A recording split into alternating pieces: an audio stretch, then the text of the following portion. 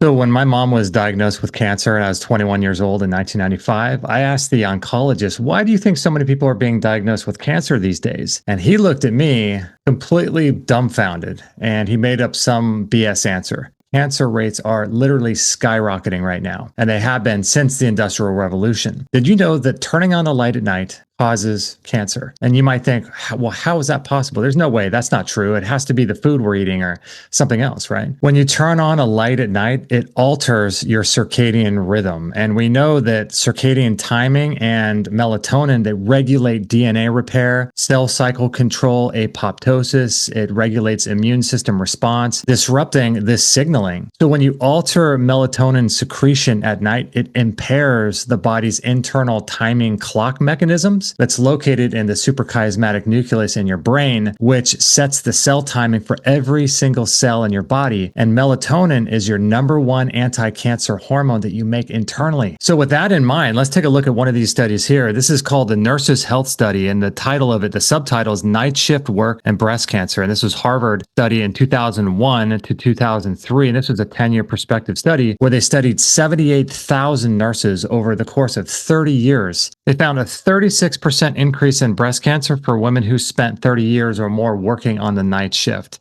This is really significant. 30% is massive. And this was a Danish study in 2001, and this was an epidemiologic analysis of night shift workers. And what they found was there was a 70% increase in breast cancer in women working primarily at night shift for more than 6 years. So it's here a 70% increased risk of breast cancer if they had worked primarily at night for at least a 6-year period since 1964. And here we have a 2001 study from the University of Connecticut, and this title was Shift Work in Breast Cancer, done in 2001. This was a population-based epidemiological study comparing night shift versus non-night shift workers. And it showed that there's a 60% increased risk, and it rose with 1 or more nights working night shift per week. And this was a 2021 study called National Toxicology Program, Cancer Hazard Assessment on Night Shift Work and LAN, which is light at night. And this was a systematic cancer hazard assessment and human, animal, and mechanistic integration study. And what they found was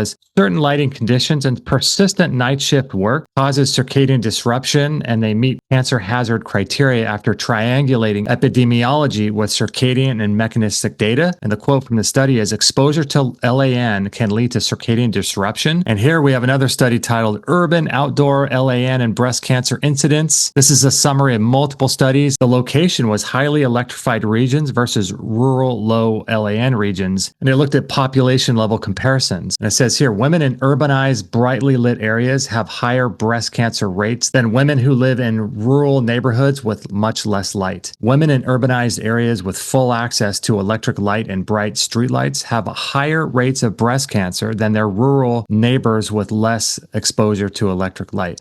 Understanding this aspect of how light suppresses melatonin and phase shifts circadian rhythms is a huge step forward to understanding why we're being diagnosed with breast cancer and other types of cancers as well, and what we can do, because there's a really great book that was written years ago called The Cure is in the Cause. And a lot of times when you stop participating in the cause, that's the cure. So I make this analogy a lot. If you have a headache and you're banging your head against the wall, the answer to the headache is not aspirin or white willow bark. The answer is to stop banging your head against the wall. Although light may not be the number one cause of cancer, which it might be, some people argue that it is, but it is at the very least one of the top causes of cancer. So either way you slice it, if you understand this light piece and how light causes circadian rhythm disruptions and a suppression of melatonin secretion inside your body, you're going to go a long way to preventing this catastrophic disease, which I watched my mom go through. And it seems like, but so many people are being diagnosed with it these days. And it breaks my heart because this doesn't need to be happening. So regulate your light environment. If you want more resources on cancer and regulating your light environment and exactly how I do it, there's links down below for that. But please do something about the light inside your home. And there's ways to fix it and get on top of this situation that we're living in. And I would love to hear your comments, your thoughts down below. Let me know if you are noticing a lot more people being diagnosed with cancers and what their light environment is like. I'd love to know